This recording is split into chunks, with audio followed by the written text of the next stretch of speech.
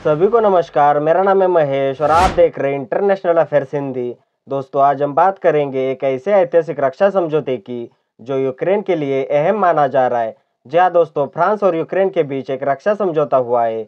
तो इस वीडियो में हम जानेंगे यह रक्षा समझौता है क्या, साथ ही साथ विश्लेषण। तो जुड़े रहे इंटरनेशनल अफेयर्स हिंदी चैनल के साथ, वीडियो पूरा देखें। और दोस्तों, आपका अपना चैनल है, सब्सक्राइब जरूर कीजिए ताकि हमारा भी मनोबल बना रहे। चलिए सबसे पहले खबर देखते हैं। यहाँ द टाइम्स ऑफ इंडिया की खबर है, France Ukraine arm deal, Paris to supply 100 Rafale jets to Kyiv, what's the historic agreement means. मतलब यहाँ कहा जा रहा है फ्रांस यूक्रेन हथियार समझौता पेरिस कीव को 100 रफाल लड़ाकू जेट देगा। इस ऐतिहासिक समझौते का क्या मतलब है, आप यहाँ भी देख सकते हैं। एनडीटीवी वर्ल्ड की खबर है, historic deal, Ukraine to buy up to 100 Rafale warplane from France.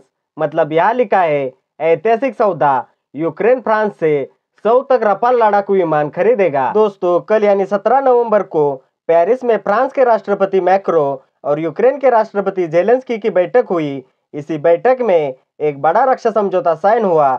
अब यह रक्षा समझौता क्या है, उसे कुछ पॉइंट्स के जरिए विस्तार से समझते हैं। पहला पॉइंट है 100 रफाल फाइटर जेट की व्यवस्था। यह समझौता यूक्रेन को 100 तक राफेल फाइटर जेट्स खरीदने की अनुमति देता है।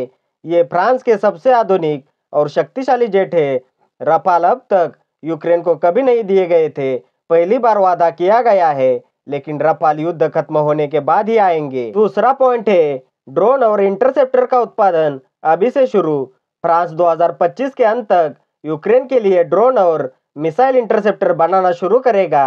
ये अभी चल रहे युद्ध में तुरंत काम आएंगे। तीसरा पॉइंट है नया एयर डिफेंस सिस्टम। समझौते में नए एयर डिफेंस सिस्टम विकसित करने की बात है। यह रूस की मिसाइल और ड्रोन हमलों को रोकने में बहुत प्रभावी है। इसे यूरोप का फ्रेंच पेट्रियट सिस्टम भी कहा जाता है। चौथा पॉइंट है एडवांस रडार और निगरानी सिस्टम।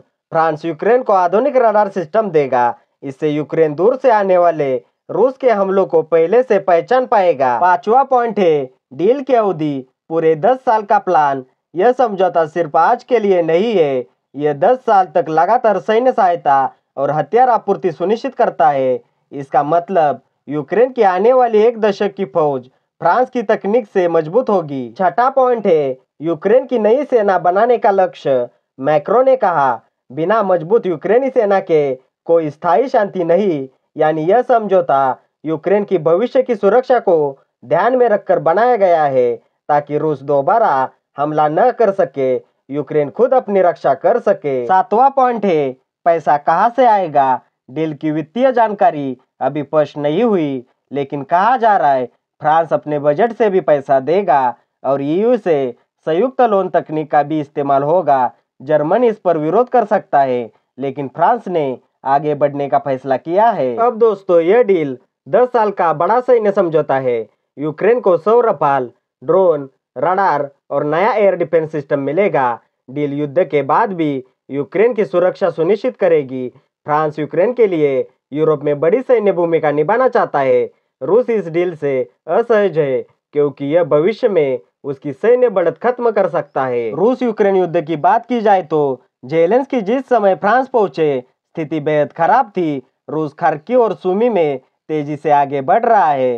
कीव और खार्किव पर लगातार मिसाइल स्ट्राइक हो रही है। यूक्रेन की सेना लगातार पीछे हट रही है, इसलिए जेलेंस्की को इस डील की सबसे ज्यादा जरूरत इसी समय थी। यह डील यूक्रेन के मनोबल के लिए भी जरूरी थी। अब दोस्तों, यूक्रेन पहले ही 100 से 150 ग्रिपेन जेट्स खरीदने के समझौते पर हस्ताक्षर कर चुका है। अब रफाल भी शामिल हो गया तो सोचिए, ग्रिपेन हल्का, तेज और सस्ता, राफेल भारी, एडवांस और शक्तिशाली, दोनों मिलकर यूक्रेन की एयरफोर्स को पूरी तरह बदल देंगे। यह रूस के लिए रणनीतिक खतरा है। नाटो और यूरोप की राजनीति की बात करें तो यह समझौता सिर्फ सैन्य नहीं, राजनीतिक भी है। फ्रांस अपना नेतृत्व दिखाना चाहता है, जर्मनी को पीछे छोड़कर यूरोप का सुरक्षा नेता बनना चाहता है, साथ ही नाटो को संदेश देना चाहता है कि यूरोप खुद सक्षम है। यह समझौता यूरोप की नई सुरक्षा संरचना की शुरुआत हो सकती है। मैक्रो ने कहा कि 2027 से पहले वह शांति चाहते हैं, लेकिन हालात कह रहे हैं रूस तैयार नहीं, यूक्रेन कमजोर है, नाटो सीधे लड़ नहीं रहा। शांति तभी आएगी जब दोनों देशों को लगे कि अब फायदा नहीं नुकसान है। फिलहाल रूस को फायदा दिखाई दे रहा है, इसलिए युद्ध अभी चलेगा, लेकिन रफाल आने से भविष्य का बैलेंस बदल सकता है। तो दोस्तों, फ्रांस यूक्रेन डील सैन्य और राजनीतिक दोनों स्तर पर बेहद बड़ी खबर है। ये यूक्रेन की सुरक्षा, यूरोप की राजनीति और रूस की भविष्य की योजनाओं पर सीधा असर डालती है। जब 100 रफाल मिलेंगे, यूक्रेन हवाई युद्ध में करीब करीब बराबरी पर आ जाएगा। रूस को सीमाई इलाकों में आधार बनाना मुश्किल होगा, लेकिन सवाल यह है कि क्या यूक्रेन इतना लंबा इंतजार कर पाएगा? क्या इस डील से सच में समीकरण बदल जाएंगे? आपको क्या लगता है? अपनी राय कमेंट में जरूर लिखें। फिलहाल इस वीडियो में इतना ही। हमारे चैनल पर जियो पॉलिटिक्स के रिलेटेड सभी खबरों को कवर किया जाता है। एक बार चैनल की प्लेलिस्ट जरूर चेक कीजिए और इंटरनेशनल अफेयर्स हिंदी चैनल को सपोर्ट कीजिए। अगर वीडियो में दी हुई जानकारी अच्छी लगी तो वीडियो लाइक कीजिए, अपने दोस्तों के साथ वीडियो शेयर कीजिए और सबसे अहम बात, आपका अपना चैनल है, सब्सक्राइब जरूर कीजिए ताकि नए वीडियो की नोटिफिकेशन आपको मिलती रहे। मिलते हैं अगले वीडियो में, तब तक के लिए धन्यवाद। जय हिंद।